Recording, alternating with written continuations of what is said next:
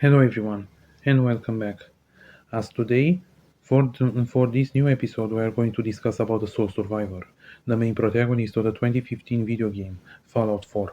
A literal survivor of the old world who hibernated in ice for centuries and woke up in order to find their son. The sole survivor is both on the oldest protagonist within the Fallout franchise, given the fact it's over 200 years old chronologically, but is, in my opinion, perhaps the most tragic protagonist ever created, as he's a broken parent who wants to find a child. And in this episode, we're going to discuss all that we know about them throughout the game to understand the sole survivor and their journey from an old war veteran of the old world to the hero of the wasteland. And now, let's begin. Now, the sole survivor's backstory can be adjusted depending on the player, but what you know is the fact he can be both either male or female under the name of Nate or Nora, and was born into the United States of America into the 2040s, and it's a war veteran, as it served into the US Army and has fought into the Sino-American War before leaving the military. And by the 2070s it finally married, and by circa around 2077 he had an infant son known as Sean.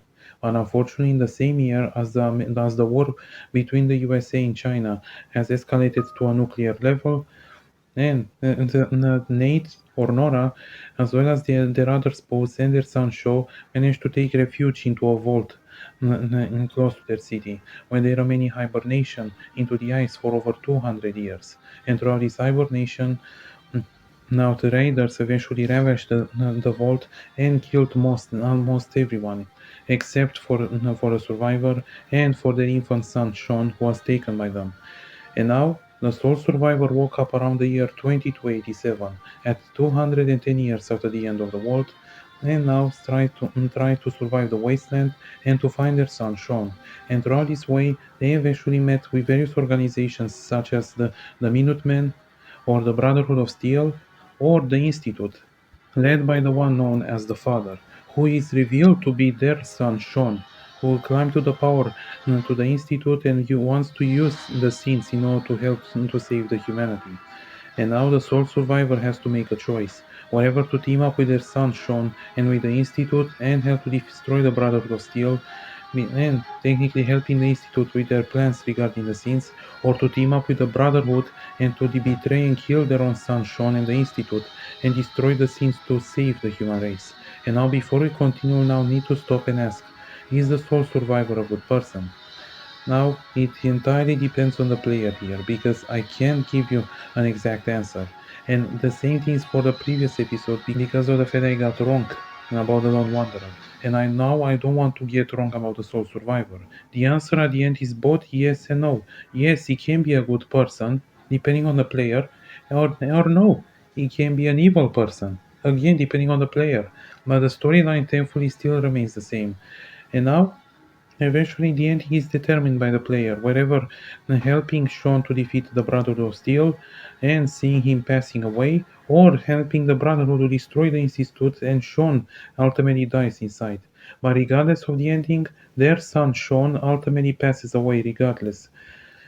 And now the one survivor is all alone into the wasteland and their family is ash. So in the end, who is the sole survivor? Is nothing more but a broken parent who woke up into a literal destroyed world and tried to find their beloved child. A literal parent who had to make a choice whether to help their child with their crazy plans or to team up to destroy them, knowing that they will kill the last remaining part of their family. And a person that could easily be called, in my opinion, as one of the most tragic protagonists ever made into a video game. Thanks for watching. Don't forget to give a like and subscribe, and have a nice day. Heat, the force, the radiation, the fear. It's the end of the world all over again. I close my eyes. I see my life before all of this. Before the bombs. Everything can change in an instant, and the future you plan for yourself shifts, whether or not you're ready. At some point, it happens to all of us.